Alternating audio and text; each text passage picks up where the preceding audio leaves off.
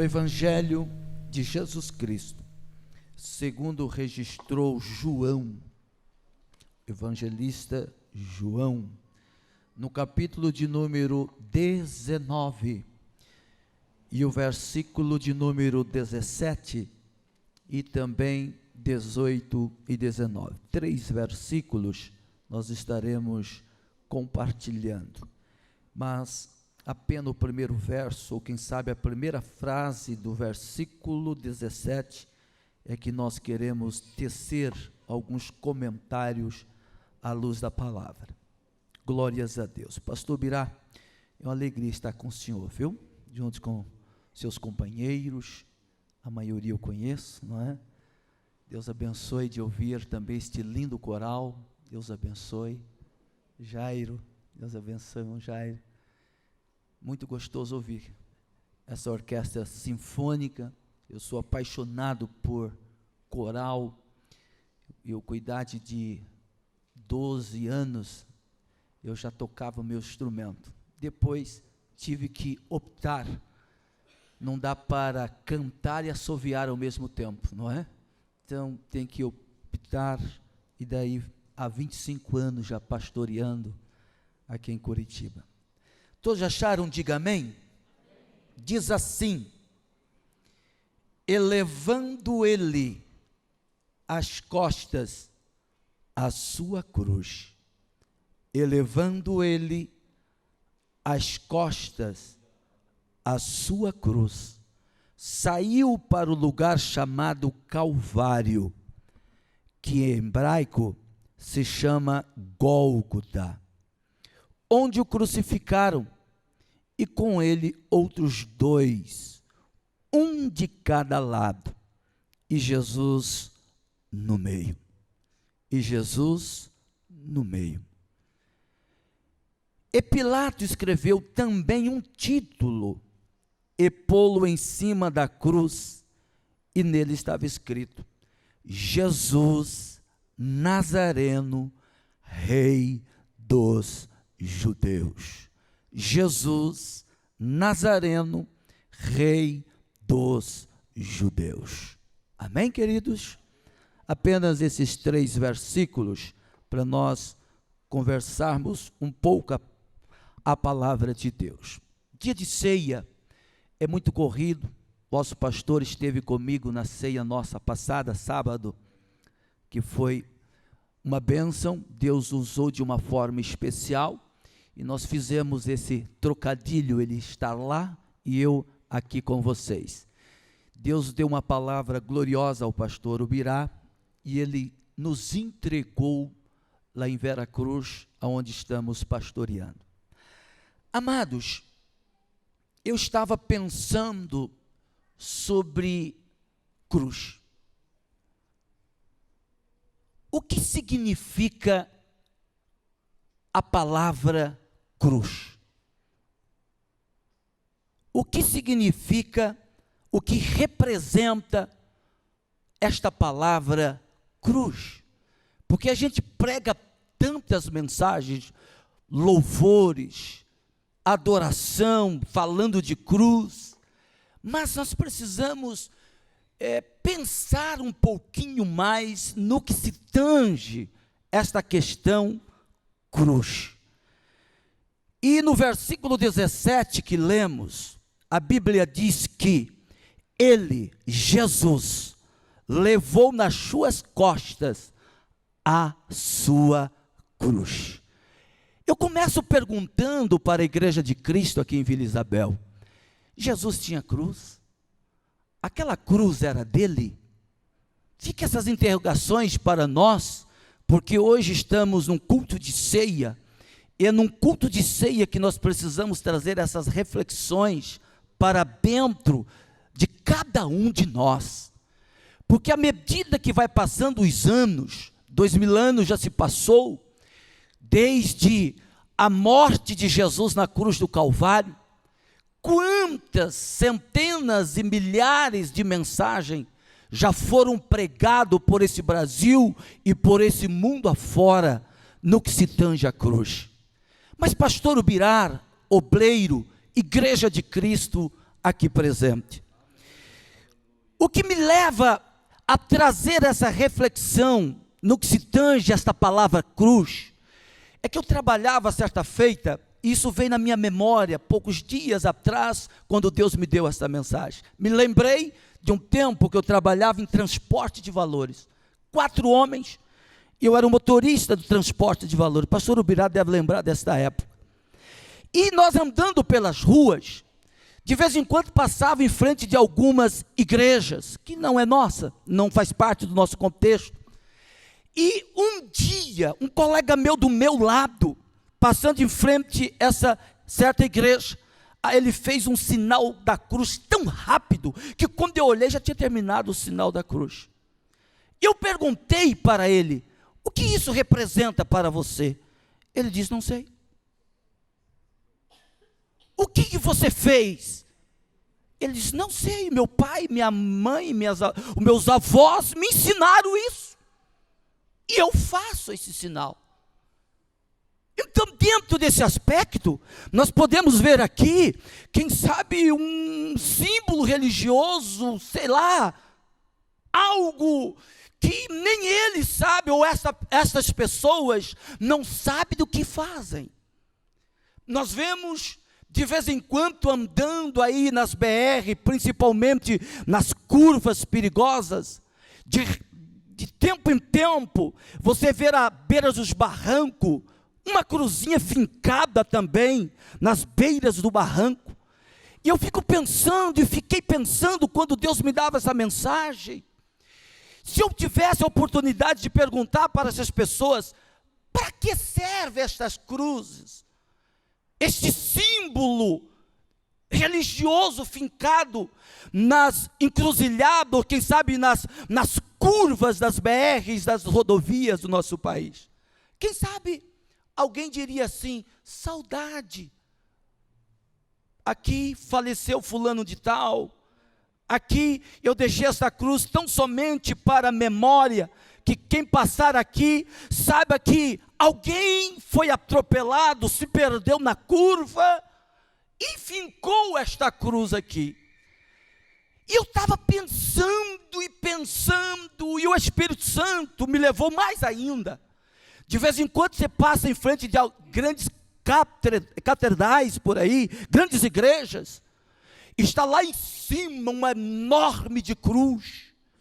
O que representa aquele formato de cruz nos altos das igrejas, lá no Rio de Janeiro, chamado Morro do Cristo?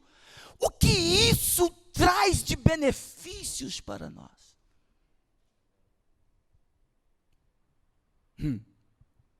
Já parou para pensar nisso?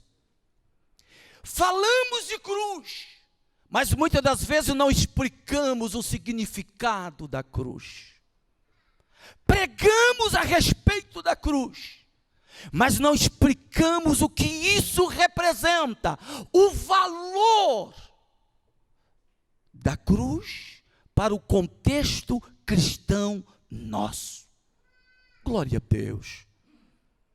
E é dentro dessa introdução que eu fiz, que quero trazer, que cruz, que para o Senhor Jesus era sinal de maldição, para milhões de pessoas, representa a soltura da prisão do pecado, da angústia, da tristeza e da solidão. Mas pastor Ademir, seja mais claro, eu vou tentar. Quando eu falo de cruz, eu não estou falando de um formato, ou quem sabe num lenho sem vida. Um lenho que, se vocês sabem o que foi feito com aquela cruz, aonde penduraram o nosso mestre, o nosso Senhor, traga para mim, porque eu tentei pesquisar, e não tem quem responde nada a respeito daquele madeiro, aonde Jesus foi pregado ali. Quem sabe aquele madeiro serviu de lenha para fazer um comer para alguém, não sei. Quem sabe aquele lenho apodreceu, se deteriorou com o tempo e desapareceu. Mas pastor, seja um pouquinho mais objetivo. O que o senhor quer trazer para nós? Eu quero trazer para a igreja de Cristo aqui hoje, que quando eu falo de cruz, eu estou falando de altar. Aleluia. Quando eu falo de cruz, eu falo de altar. O culto levítico retrata muito bem isso. Tudo que aconteceu no culto levítico tinha um alvo, apontava para quem? Jesus, que viria uma vez por toda como Cordeiro de Deus, e seria imolado como foi imolado no alto da cruz. Então, quando eu falo de cruz, eu não estou falando de algo que não tem vida, mas eu estou falando de algo que produz vida. Amém. Aleluia. Quando eu falo de cruz, eu vou um pouquinho mais, eu falo de um plano. Glória a Deus. Aleluia. Quando eu digo plano, não é algo que nasceu no intelecto de homens, mas é algo que veio do céu. Turima norevácia. Aleluia. Quando eu falo de cruz, eu falo de uma mensagem que tira o pecador da miséria e coloca na posição de destaque como embaixador do céu na terra. Cruz é muito mais do que nós pensamos. Glória. Jesus está aqui, estou sentindo Ele bem pertinho de mim. Você está sentindo Jesus aí? Eu disse que quando eu falo de cruz, eu estou falando de altar. No culto levítico, quando entrava dentro do átrio do tabernáculo, já lá no átrio tinha um altar chamado altar do sacrifício. Aleluia. Ali, queridos, eram imolados os animaizinhos que não tinham pecado, inocentes, animais que não tinham culpa de nada, mas que morreu centenas, milhares e milhares de animaizinhos, até que um dia, o Emanuel, o Deus conosco, apareceu no cenário e disse: eu vou substituir esses animaizinhos aí. Aleluia. Então, quando eu falo de cruz, glória a Deus, eu não estou falando de um símbolo que se carrega num crucifixo, num pescoço pendurado, quem sabe dentro da Bíblia. Tem muitos crentes que esses amuletos dentro da Bíblia. Tirou do pescoço, mas bota dentro da Bíblia. A Bíblia já não serve mais como mensagem, mas o amuleto de um pequeno crucifixo dentro de esses. Olha, irmãos, é complicado dizer isso, mas eu tenho que falar. Tem muitas pessoas que já foram libertos pela mensagem da cruz, mas ainda andam com esses amuletozinhos por aí, escondidos dos pastores, porque eu estou agarrado. Isso não leva ninguém a nada. Mas o que leva eu e você para o céu é a mensagem da cruz.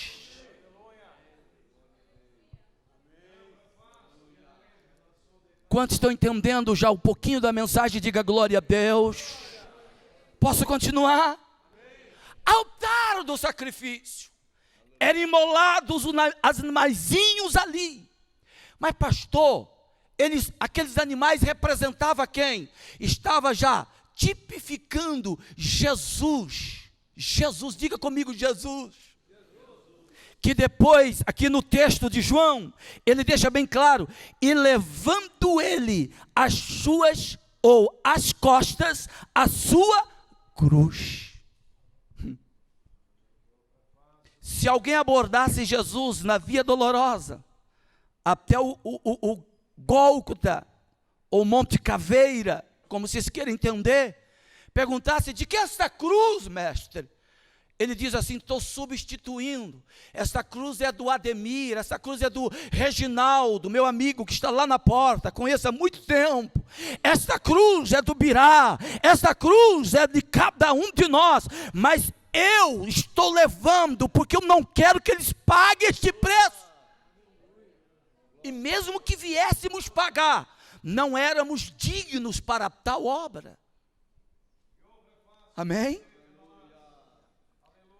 Pastor, no Levítico, no culto levítico, tinha as pessoas que sacrificavam os animaizinhos para tampar, ou quem sabe, abafar um pouco o pecado, porque daqui a pouco tinha que fazer tudo de volta. Tudo de volta. Quem é que crucificava aqueles animaizinhos? Quem levava ao altar de sacrifício? Eram os sacerdotes. Diga comigo, os sacerdotes. Aí me pergunta: pastor, e quem levou o nosso mestre Jesus à cruz? Diga comigo, os sacerdotes.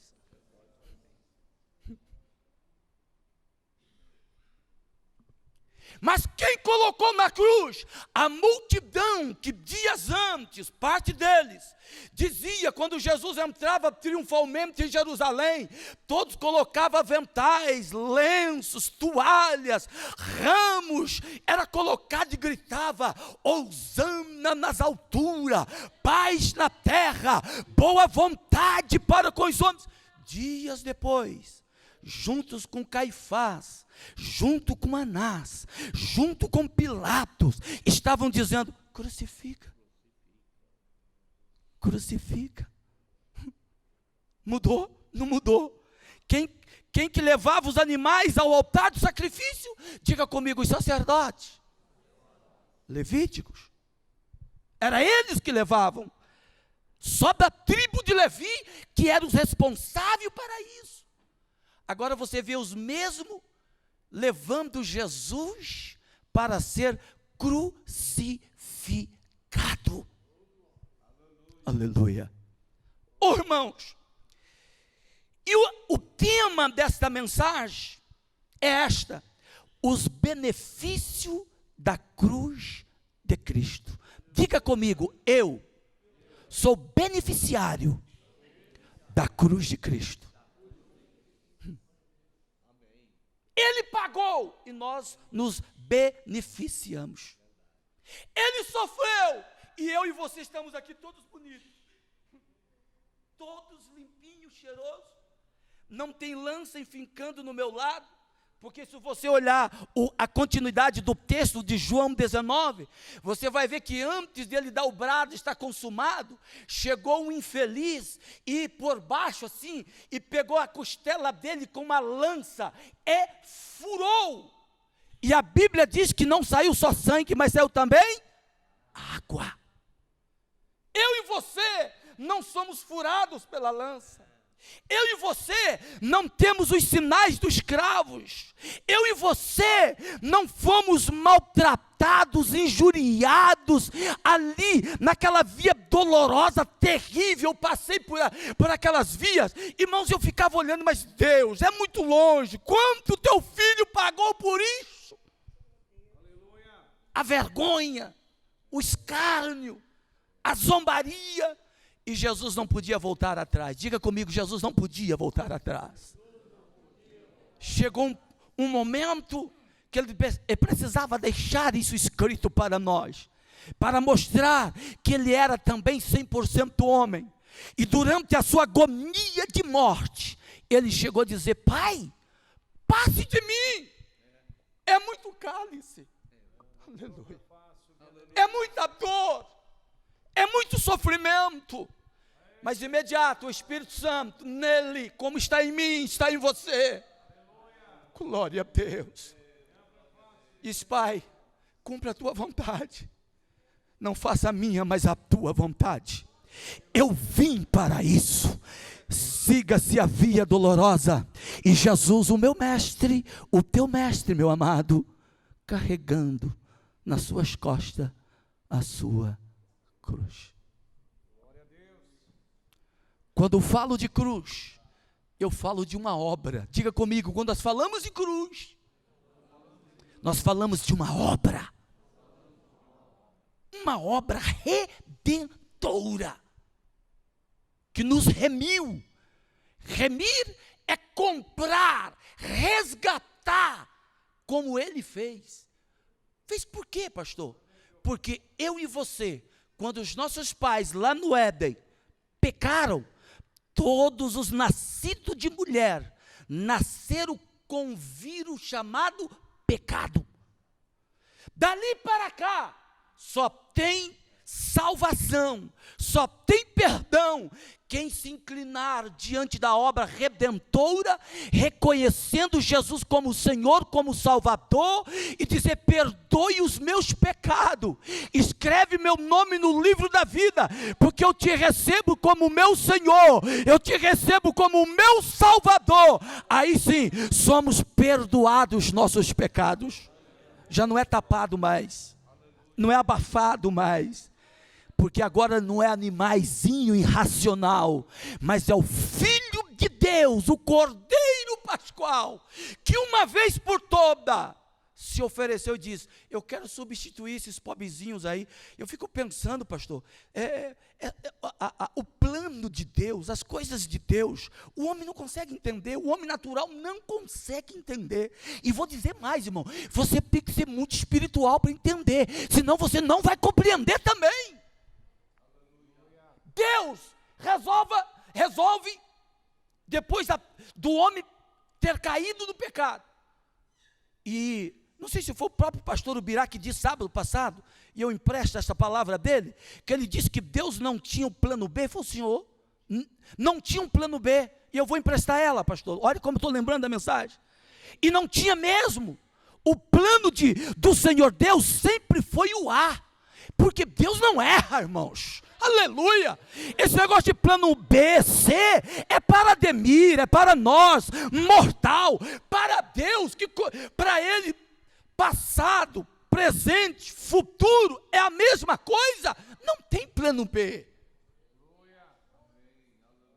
Amém?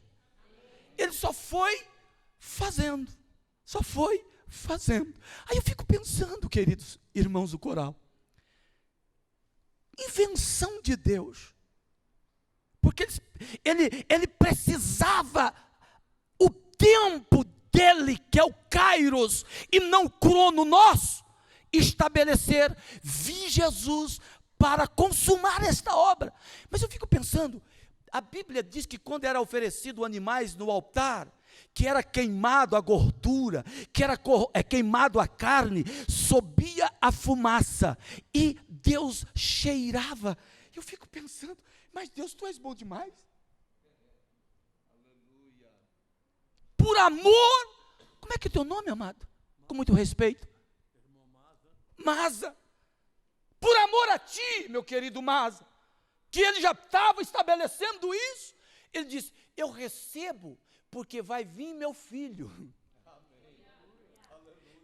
E o sacrifício dele vai subir como incenso, e eu também vou cheirar. Aleluia. E é por isso, irmão, que nós temos o bom perfume de Cristo. Nós herdamos isso de Jesus, o nosso mestre.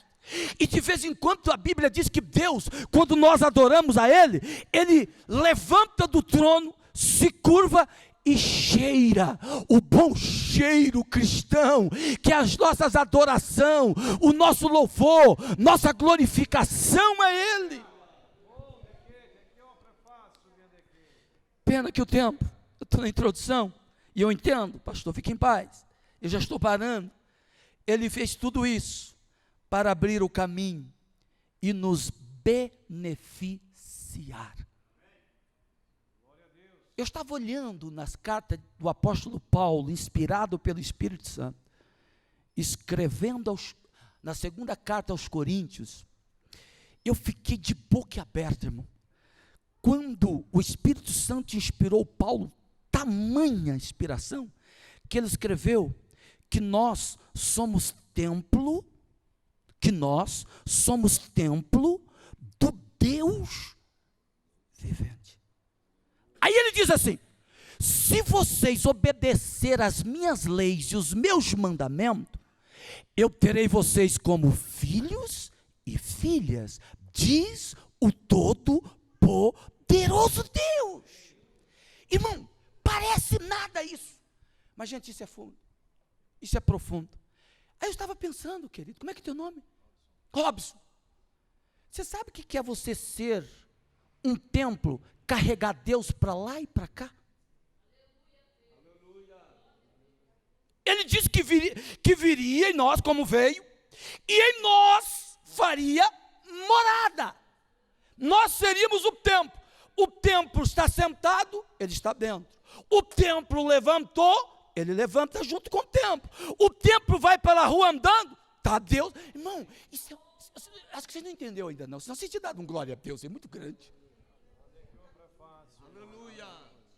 Meu Deus do céu, irmão. Aí eu peguei esta palavra, e agora de cada momento eu vou fazer minhas caminhadas, e disse: Deus, tu está aqui dentro, estou te levando. Deixa eu repetir, você é o templo de Deus, quer dizer, você carrega Deus, conduz Deus para lá, para cá, para lá, para cá, para lá, para cá. Você vem para a igreja, Deus dentro. Você vai para dentro do carro, Deus dentro. Você vai para o almoço, Deus dentro. Você vai dormir, Deus dentro. Tudo isso, diga comigo, benefícios vindo pela cruz de Cristo. Somos beneficiários pela obra da cruz. Para quem não valia um vintém de réis, éramos inimigos por natureza do pecado, inimigo de Deus. Jesus entra no cenário e diz: quer retornar à comunhão com o Pai? Eu sou o mediador. Eu sou o mediador. Aí eu e você, que não somos bobos, aceitamos. Eu quero estar bem com o Pai. Aí ele diz: além de ele receber vocês como filhos, ele vai fazer de cada um de vocês o templo dele. Eu, o Pai, o Espírito Santo, dentro de vocês. Estou parando, irmãos. Olha, eu fiquei pensando, eu falei: Deus, mas é muito benefício, é muito privilégio para um homem só. Aí tem muitas pessoas que, pastor, concluo, que não dá valor em tudo isso. Quer ver outra coisa? João 14, não se turbe o vosso coração, crede em Deus. Quem estava falando? Quem estava falando ali? Diga comigo: Jesus. Jesus, antes dele ser assunto ao céu, ou melhor, antes dele passar pelo processo da cruz, ele estava ali aconselhando, confortando o coração dos discípulos. Ele diz assim: não se turbe os vossos corações, credes em Deus, credes também em mim. Eu vim, eu sou a oferta, eu vou me entregar à cruz. Ninguém vai tirar a minha vida, sabia, irmão? Ele diz: é eu que dou a minha vida. Eu dou a minha vida. Que se ele não quisesse passar pelo processo da cruz, lembra disso? Que ele disse para os discípulos, disse: eu não poderia pedir ao Pai quantas legiões de anjos viria aqui, mataria todo mundo, só de dizer sou eu, aquele soldado já tinha caído para o chão. Imagina se chega a legiões de anjos. Todavia ele se entregou, aleluia. Aí ele começa explicando: não se turbe o vosso coração, credes em Deus, credes também em mim, porque na casa de meu Pai, diga comigo, na casa de meu Pai, Jesus dizendo, na casa de meu Pai, há muitas moradas. Se não fosse assim, eu não vos teria dito, vou preparar lugar, e eu indo, e vocês preparando, eu volto. Aí ele chega para os discípulos e diz assim: fique tranquilo, um pouquinho, e vocês estão me vendo, mais um pouquinho e vocês não me verão, mas mais um pouquinho e vocês vão me ver. Você entendeu o que eu falei, não? Os discípulos estavam vendo Jesus, Jesus ia consumar a obra redentora, voltava para o Pai, mas ele diz: aguarde um pouquinho, porque vocês vão me ver, eu vou retornar para buscar vocês. Olha, irmão, os benefícios da cruz é muito. Nós precisávamos ter um bom tempo para nós começarmos a falar dos benefícios da cruz. Mas se o pastor me permita, posso colocar a igreja de pé? Por favor, fique em pé comigo, por favor. Não há tempo e eu preciso parar. Eu só quero que você saia daqui pensando numa coisa. Não, a cruz, quando pregamos, nós não estamos falando de um lenho, nós não estamos falando de um formato em gesso, em concreto, ferro, não estamos falando disso.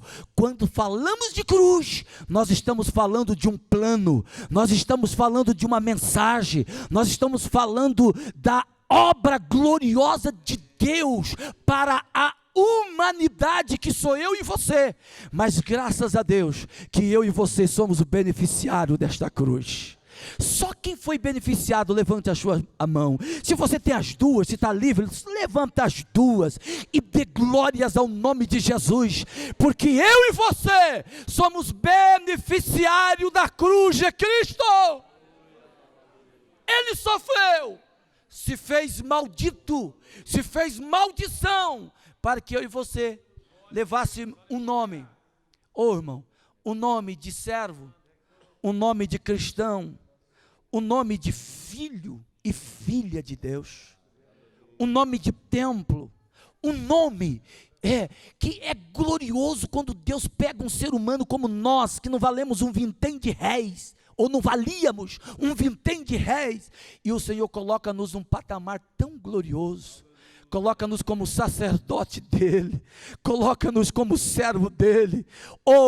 E o que mais me alegro, que eu fico olhando essa praga que o pastor Ubirá acabou de dizer, quando ele me antecedeu, do ebola, essa peste que está vindo aí matando milhares de pessoas, eu fico pensando em tudo isso.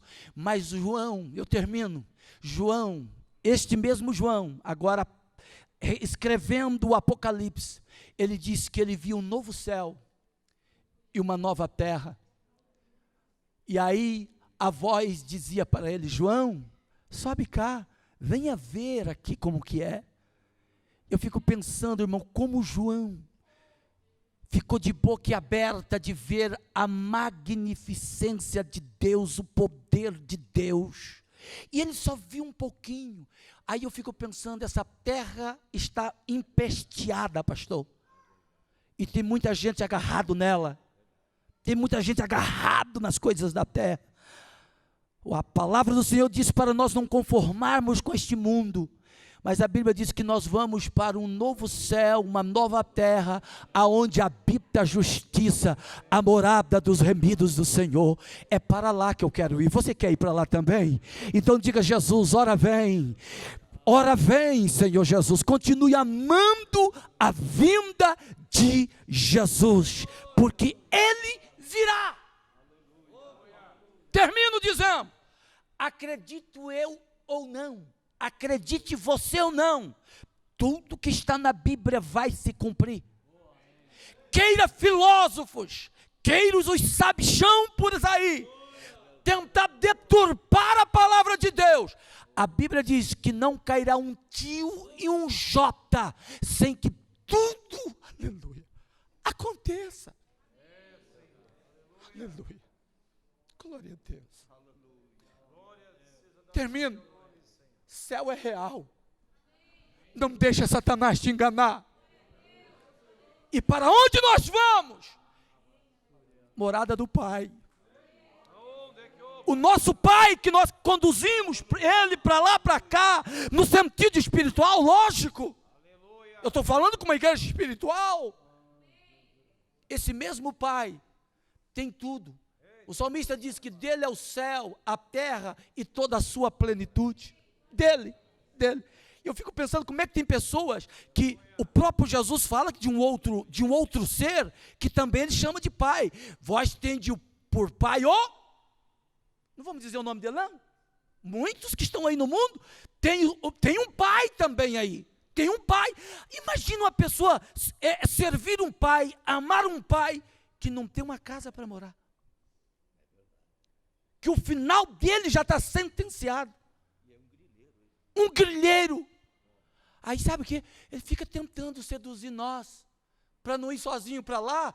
Ele fica querendo roubar aquilo que Deus lhe deu, aquilo que Deus me deu, que são os benefícios da cruz. Aleluia. Amém, amados? Se o Senhor ainda me der uma oportunidade, eu volto continuar essa mensagem, porque ela é poderosa. Amém, amados? Mas fica até aqui, curva sua cabeça, querido Jesus.